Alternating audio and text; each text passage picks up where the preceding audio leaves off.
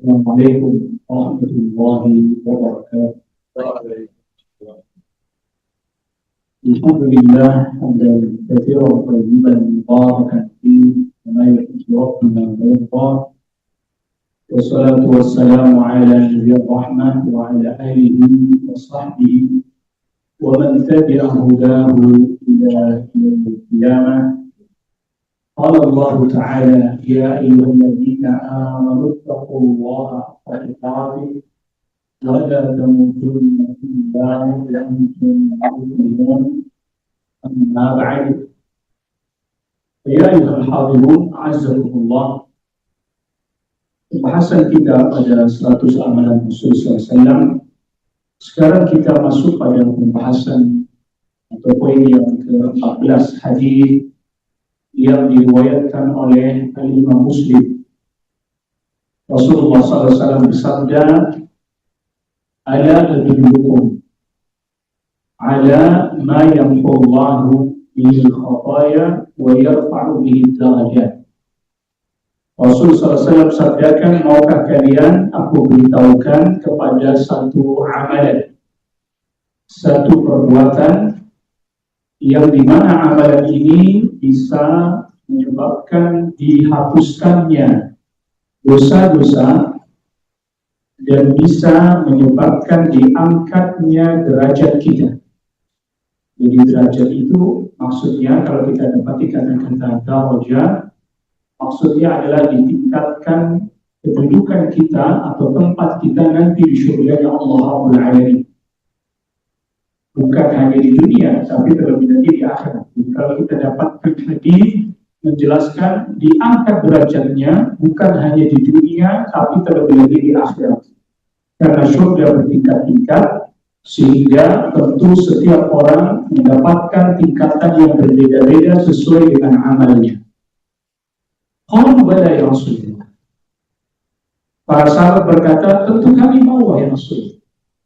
Ini menunjukkan para sahabat begitu bersemangat sekali untuk mengetahui amalan yang diajarkan oleh Rasul SAW yang memiliki keutamaan menghapuskan dosa dan mengangkat derajat mereka. Maka Rasulullah SAW sebutkan yang pertama, yaitu adalah kathratul khuta ilal masajid. Banyak berjalan, melangkahkan kaki menuju masjid. Orang itu setelah menunaikan ibadah di masjid, dia pulang. Setelah itu nanti pas waktu salat datang, dia berjalan lagi ke masjid lagi. Nanti dia pulang lagi, dan terus begitu, seperti itu. Kalau ada orang yang bertanya, bagaimana dengan orang yang berangkat ke masjid tapi tidak berjalan kaki? Karena di hadis ini menyebutkan kathratul khuta, banyak melangkah. Bagaimana kalau orang itu dia mengendarai kendaraan, mengendarai sepeda atau sepeda motor atau bahkan mobil misalnya? Maka kita jawab pertama, tentu yang paling utama kalau dia mampu, kalau dia bisa, yang mungkin jarak masjidnya tidak terlalu jauh dari rumahnya, adalah dengan berjalan kaki. Karena di dalam hadis yang lain Allah Taala sabdakan, khutwatun yarfa'u biha ad-darajat wa khutwatun yamhu biha as-sayyi'at. Satu langkah mengangkat derajat, satu langkah lagi menghapuskan kesalahan. Adapun apabila dia tidak bisa, tidak mampu melakukan hal itu karena mungkin masjidnya terlampau jauh, sehingga kemudian dia mengendarai kendaraan, apakah sepeda atau kemudian motor atau mobil, maka tidak ada yang sia-sia di sisi Allah Rabbul Alamin. Segala upaya, segala usaha, segala apa yang dia curahkan untuk bisa menunaikan ketaatan, tidak ada yang sia-sia di sisi Allah Rabbul Alamin. Tapi kalau dikatakan sama, tidak bisa. Apalagi dihitungnya putaran roda, tidak bisa. Karena itu tidak ada di dalam nas disebutkan. Apalagi kemudian hitungnya tetesan bensin, tidak bisa seperti itu, terlampau memaksakan diri. Tetap kita katakan tidak ada yang sia-sia ketika kita berupaya berusaha untuk menuju ketaatan kepada Allah Subhanahu wa Ta'ala. Tapi kalau dikatakan sama persis tentu tidak. Tapi bukan berarti sia-sia sama sekali. Apa yang diupayakan untuk bisa menunaikan ketaatan kepada Allah Rabbul Alamin. Yang kedua, isbahul wudu 'alal makari, menyempurnakan wudu dalam keadaan-keadaan yang tidak disenangi, tidak disukai, seperti berwudu di waktu subuh. Sudah waktu subuh, terus misalnya malamnya habis hujan, kan tambah males saja. Jangankan wudu, yang bangunnya udah berat.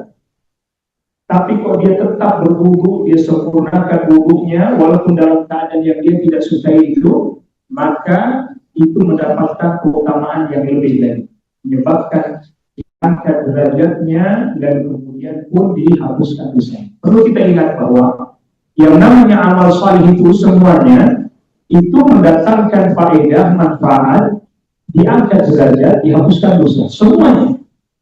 Tetapi di waktu-waktu tertentu, di keadaan-keadaan tertentu, dia menjadi lebih utama lagi. Seperti contoh tadi, di waktu subuh. Orang enggak bawaannya, malas. Tapi dia menyempurnakannya, di dalam keadaan itu menjadi lebih utama lagi. Dan bukan berarti tidak boleh seseorang menghangatkan air itu, boleh. Tidak ada larangan dalam hal ini. Tidak ada Rasulullah. Jadi misalnya di cuaca yang dingin, bangun mau salat subuh, airnya sangat dingin sekali, sehingga kita butuh untuk menghangatkan air tersebut buat dipakai buat berwudu atau untuk berwudu. Maka hal tersebut tidak mengurangi sedikit pun keutamaannya.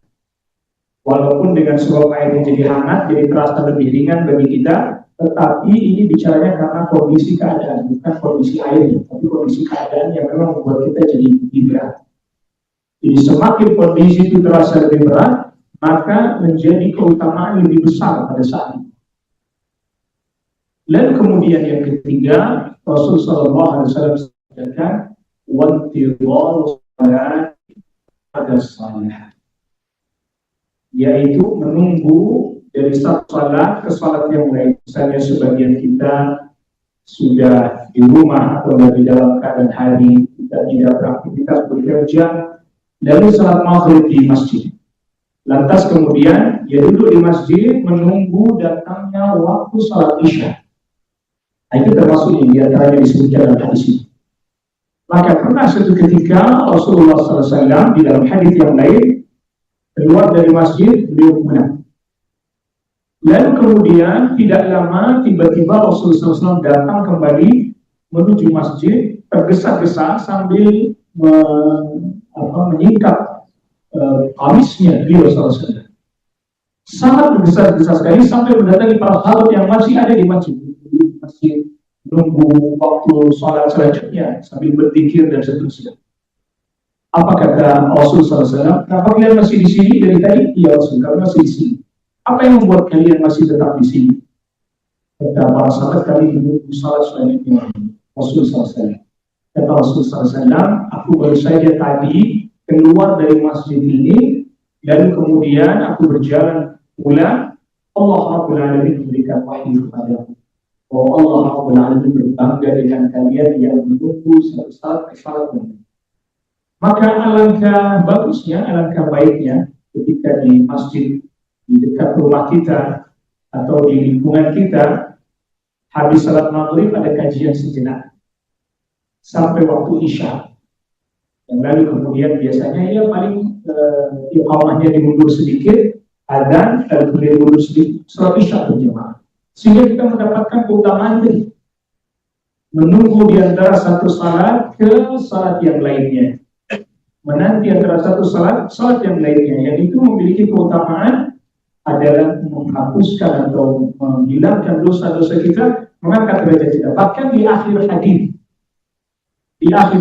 Rasulullah sallallahu alaihi wasallam sabdakan, "Fadzalikumur ribat," itu memiliki pahala seperti pahala riba. Riba itu adalah satu ungkapan yang maknanya biasanya untuk para prajurit yang menjaga di perbatasan. Jadi ada pasukan kaum muslimin di masa Rasulullah SAW yang diutus untuk menjaga perbatasan. Biasanya mereka bergantian. yang 4 bulan sekali ganti kirim pasukan lain, karena sebagian para istri lapor kepada Rasulullah SAW ketika suaminya belum ditarik dari penjagaan di perbatasan. Jadi itu penting menjaga perbatasan agar supaya memastikan kaum muslimin tidak dalam keadaan diserang oleh musuh sedangkan kaum muslimin tidak siap. Ini menunjukkan sekaligus betapa pentingnya keamanan satu negeri. Kalau negeri itu tidak aman, gimana mau ibadah? Kalau negeri itu nggak aman, gimana mau sholat berjamaah dengan tenang? Kalau negeri itu nggak aman, bagaimana kita mau menuntut ilmu? Dan seterusnya. Maka untuk memastikan keamanan itu, diutuslah pasukan untuk menjaga perbatasan. Rasulullah SAW biasanya diganti setiap 4 bulan sekali, yang bertugas tarik pulang, lalu kemudian diutus yang lain. Itu namanya al-riba, menjaga perbatasan. Nah, ketika ada orang yang dia mau menunggu dari satu salat ke salat yang lain, itu seperti dia orang yang sedang menjaga. Kalau yang riba sebenarnya menjaga perbatasan, dia sedang berusaha menjaga salat berjamaahnya agar tetap bisa di masjid. Kalau tidak bisa semua waktu salat, maka ya seperti yang tadi kita sudah contohkan, yang dekat aja. Antara maghrib sampai isya, ini jalannya dekat ya, tidak terlalu lama. Jadi pahalanya sama, utamanya sama. Jadi nggak mesti harus setiap salat. Kalau tidak bisa semuanya, sebagiannya dia seolah-olah dia hendak menjaga dirinya agar supaya dia tetap bisa menunaikan salat berjamaah di masjid. Nah, dari kumuriba itu seperti orang yang berjaga di perbatasan, tapi dia berjaga-jaga untuk dirinya sendiri agar dia tetap konsisten, komitmen dalam sholat berjamaah dari satu sholat ke sholat yang lainnya. Jadi bagian daripada keutamaan. Kenapa disebutkan begitu? Karena nggak mudah. Kalau kita renungkan, kita biasanya kalau sholat maghrib kita sholat misalnya di masjid, lalu kita pulang, misalnya tidak usah kita jauh-jauh. Itu masjid di dekat komplek rumah kita sih.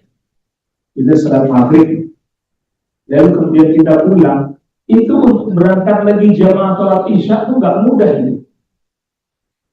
Ya, berat banget itu. Kenapa? Karena saking terlampau pendek jaraknya antara maghrib dengan isya, sehingga kalau mau balik lagi ke masjid untuk sholat jamaah, untuk effortnya luar biasa.